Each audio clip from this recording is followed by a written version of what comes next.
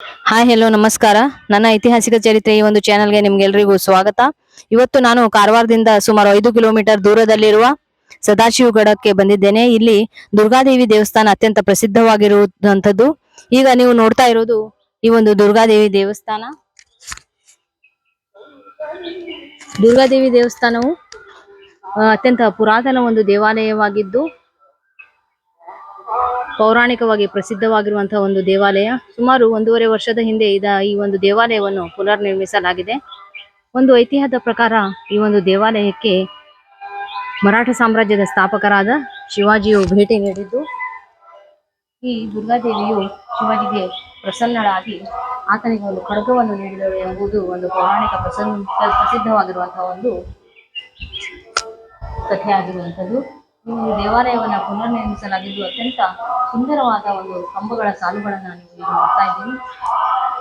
ನೋಡ್ರಿ, ಒಂದಕ್ಕಿಂತ ಇನ್ನೊಂದು ಕಂಬ ಅತ್ಯಂತ ಡಿಫ್ರೆಂಟ್ ಆಗಿರುವಂಥದ್ದು.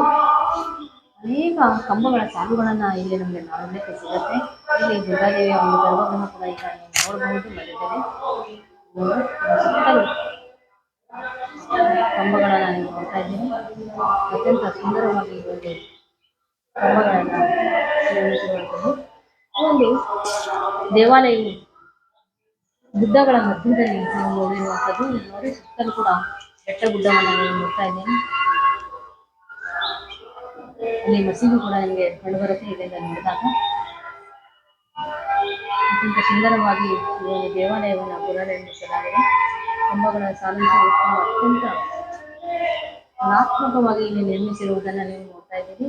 ನವರಾತ್ರಿಯ ಸಮಯದಲ್ಲಿ 9 ದಿನಗಳ ಕಾಲ ಇಲ್ಲಿ ಒಂದು ಉತ್ಸವ ಕೂಡ ನಡೀತದೆ. ನೀವು ಕೂಡ ಈ ಒಂದು ದೇವಾಲಯಕ್ಕೆ ಭೇಟಿ ನೀಡಿ ದೇವರ ಕೃಪೆಗೆ ಪಾತ್ರರಾಗಿ ಅಂತ ನಾನು ಹೇಳುತ್ತೇನೆ. Thank you.